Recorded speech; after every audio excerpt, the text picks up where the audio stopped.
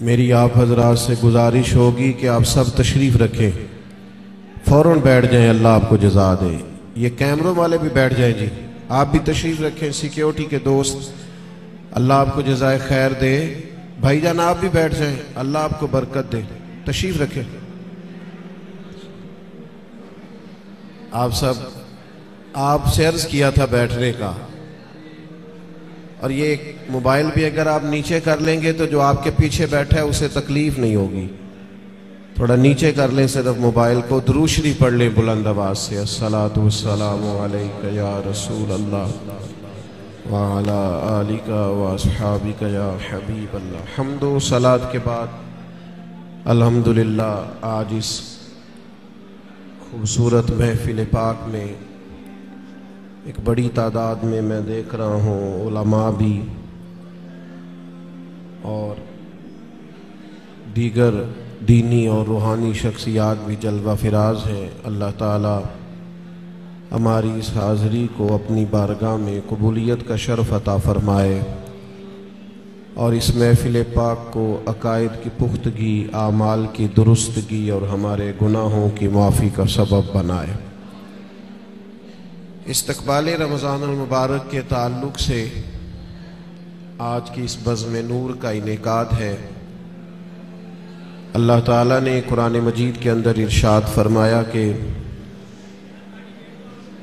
شہر رمضان الذی انزل فیہ القرآن، فرمایا رمضان کا وہ بابرکت مہینہ ہے جس میں ہم نے قرآن مجید نازل فرمایا ہے۔ میری بڑی آپ سے مؤدبانہ عرض ہے کہ ظاہر ہے مسجد کا بہت احترام ہے، یہ دوست جو ٹھیک کرا رہے ہیں نا سب کو یہ کبھی چھوڑ دینا سارا کام، اطمینان سے بیٹھیں جی، ماشاءاللہ اللہ کا گھر ہے، پیار سے بیٹھے سارے، آپ سب اطمینان سے بس اپنی اپنی جگہ، کوئی کسی کو اگر درست کرنا بھی چھوڑ دیں تو آپ کا اللہ تعالیٰ آپ کو صلہ عطا فرمائے۔ اللہ کے گھر کا احترام زیادہ ہے، پیر مولوی تو آتے جاتے ہی رہتے ہیں، تو آپ اگر تھوڑا خاموشی اختیار کریں گے تو میں بات کر سکوں گا۔ اللہ کریم آپ کو بہترین صلہ عطا فرمائے۔ میرا خیال ہے اس ماحول کو دیکھ کر بہت سارے دوستوں کا یہ والا شکوہ تو مجھ سے اٹھ جانا چاہیے کہ میں بہت ساری جگہوں پہ کیوں حاضر نہیں ہو پاتا۔ اب دوستوں کو جب ہماری وجہ سے تکلیف ہوگی، جس طرح لوگ آزمائش میں بیٹھے ہیں، تو ظاہر ہے اس کا اثر ہوتا ہے طبیعت پہ۔ ہم بڑے چھوٹے لوگ ہیں، اللہ تعالی ہماری خطاؤں سے درگزر فرمائے۔ آپ اطمینان سے مسجد کے بہت زیادہ احترام کو، اللہ کے گھر کے بہت زیادہ ادب کو ملحوظ خاطر رکھیں، اور ویڈیو اتنی ضروری تھی تو مجھے بتاتے، میں صرف ویڈیو بھیجتا۔ میرا تو خیال تھا کہ مجھے آپ سے گفتگو کرنی ہے۔ اللہ تعالیٰ آپ کو بہت سی بہترین برکتوں سے مالا مال فرمائے۔ اللہ تعالیٰ کوئی ایسی بات مجھ سے ہو جائے جو درست نہیں ہے تو اللہ تعالیٰ میری اصلاح بھی کرے اور مجھے معاف بھی فرمائے۔ دو چار باتیں عرض کرنی ہے، آپ لوگ محبت سے خاموشی سے اگر سماعت فرمائیں۔ مجھے اندازہ ہے کہ لوگ زیادہ ہیں تو ان کو دقت ہو رہی ہے بیٹھنے میں اور آزمائش میں ہے، لیکن بہرحال آپ جب جتنی محبت سے بیٹھیں گے اس کا زیادہ اجر ملے گا آپ کو۔ تو رمضان شریف کے تعلق سے چند ایک گزارشات آپ کی خدمت میں عرض کرنی ہے۔ اللہ کریم نے ارشاد فرمایا کہ رمضان وہ بابرکت والا مہینہ ہے جس میں ہم نے قرآن مجید نازل فرمایا ہے۔ میں یہاں آیا تو یہاں میرے لیے خیر کے جملے کہے گئے، اچھے لفظوں سے میرا استقبال کیا گیا، تو ظاہر ہے جو یہاں دوست بات کر رہے تھے وہ معتبر آدمی تھے، اچھے آدمی ہوں گے، تو آپ یقیناً یہ کہتے ہوں گے کہ ہمارے مولانا نے جس کے لیے اعلان جمعے میں کیا ہے اور کتنے سارے لوگ جس کو سننے کے لیے آئے ہیں شاید بڑا آدمی ہو۔ کوئی کسی کے لیے جب استقبالیہ کہتا ہے، اچھے جملے کہتا ہے، تو اس بندے کا اپنا قد جتنا بڑا ہوتا ہے لوگ آنے والی شخصیت کو بھی اسی میں تولتے ہیں۔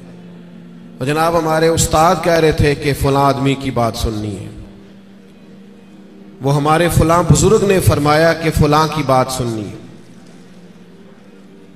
اس سے بہت اچھے، بہت گہرے، بہت مؤثر اثرات پیدا ہوتے ہیں. یعنی ایک نقیب محفل اٹھ کر اعلان کریں تو بھی بڑی بات ہے، لیکن اگر وہاں کوئی عالم بیٹھے ہوں، وہ مائک لے لے کے میں دعوت دیتا ہوں فلاں آدمی کو، اس کا اور گہرا اور عمدہ اور زیادہ اثر ہوگا. مثال دی ہے، بات سمجھ میں آ جائے. رمضان شریف وہ برکت والا مہینہ ہے جس کے آنے سے قبل خود رسول کریم علیہ السلام نے خطبہ ارشاد فرمایا ہے. بخاری میں، مسلم میں، مشکات میں حضرت سلمان فارسی رضی اللہ تعالیٰ عنہ کی روایت موجود ہے. فرماتے ہیں نبی کریم علیہ السلام نے شعبان کے آخری دن اور رمضان سے ایک دن قبل ہمیں باقاعدہ خطبہ دیا، باقاعدہ. اور کریم محبوب علیہ السلام نے ہمیں رمضان المبارک کے فضائل سنائے. اگر ہم صرف اسی بات کو پیش نظر رکھیں نا کہ رمضان وہ مقدس مہینہ ہے جس کے آنے سے قبل محبوب خطبہ استقبالیہ ارشاد فرماتے ہیں، حضور فضائل بیان کرتے ہیں، ذہن سازی کرتے ہیں، لوگوں کو تیار کرتے ہیں کہ رمضان شریف آ رہا ہے. اور اللہ کے حبیب علیہ السلام نے اس خطبے میں ارشاد فرمایا، لوگوں تم پر ایک برکت والا مہینہ سایہ فگن ہونے والا ہے. اور وہ مہینہ ایسا سعادت والا ہے، ایسا برکت والا ہے کہ فرمائے اس میں تم اگر نفل پڑھو گے تو اللہ فرض کے برابر اجر عطا فرمائے گا، اور اگر تم اس کے اندر فرض ادا کرو گے تو اللہ 70 گنا تمہیں اجر عطا فرمائے گا. اب بات کو سمجھیں، رکھتے اتنی ہیں فرضوں کی، لیکن اس کا ثواب بڑھ گیا ہے. اوقات وہی ہیں نماز کے، لیکن ان کا ثواب بڑھ گیا ہے. اس کے لیے جو ضروریات ہیں، جو شرائط ہیں، جو فرائض ہیں، جو واجبات ہیں، جو سنن ہیں، وہ اتنی ہیں، لیکن اس کا اجر بڑھ گیا ہے. کیوں؟ اس لیے کہ رمضان المبارک میں اللہ تعالیٰ اپنے بندوں پر رحمت بہت فرماتا ہے. اللہ کی رضا ہے، اس کا فضل ہے. ذالک فضل اللہ یؤتیہ من یشاء. اور اللہ جسے چاہے اپنا فضل عطا کرے.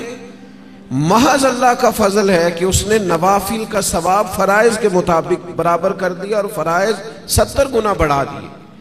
اب سمجھنے کی بات ہے، سمجھنے کی، کہ کسی شخص کو کسی چیز پر زیادہ نفع مل رہا ہو تو وہ توجہ کرتا ہے، وہ پھر باقی کاموں پر وقت نہیں لگاتا. وہ کہتا ہے چونکہ مجھے اب اس کام میں زیادہ، آپ 3 4 5 بزنس کرتے ہو تو جو بزنس آپ کو زیادہ نفع دے رہا ہو، جو زیادہ منافع بخش ہو، آپ اس کو زیادہ وقت دیتے ہیں، اور جس میں ذرا کم آمدن ہو آپ کہتے ہیں یار یہ ثانوی حیثیت کا کام ہے. اس کو کیا کرتے ہیں لوگ؟ دوسرے یا تیسرے درجے پہ رکھتے ہیں. نفع بخش کام نہیں چھوڑتے، خود جا کے اس کاروبار پہ بیٹھتے ہیں جس کا نفع زیادہ ہو.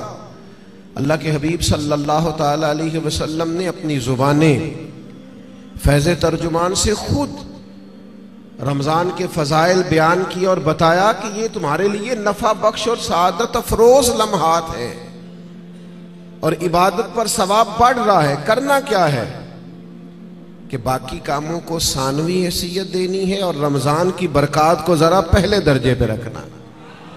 ہمارے ہاں یہ ہوتا ہے کہ سارے کام ہی رمضان میں ہوتے ہیں. کپڑے بھی رمضان میں خریدنے ہیں، درزی کے پاس بھی رمضان میں جانا ہے، جوتے خریدنے بھی رمضانوں میں جانا ہے.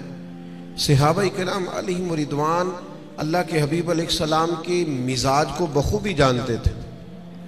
حضور کا باقاعدہ خطبہ دینا رمضان کی فضیلت میں، اور باقاعدہ اللہ کے محبوب علیہ السلام کا صحابہ کی توجہ مبذول کرانا، تو وہ سمجھ گئے.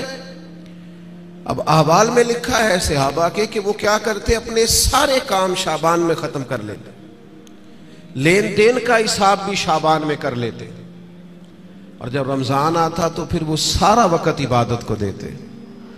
پھر وہ سارے اوقات مرتب کرتے کہ وہ اپنا وقت اللہ تعالیٰ کی یاد میں گزاریں گے، نوافل میں گزاریں گے، عبادات میں گزاریں گے، اعتکاف میں گزاریں گے.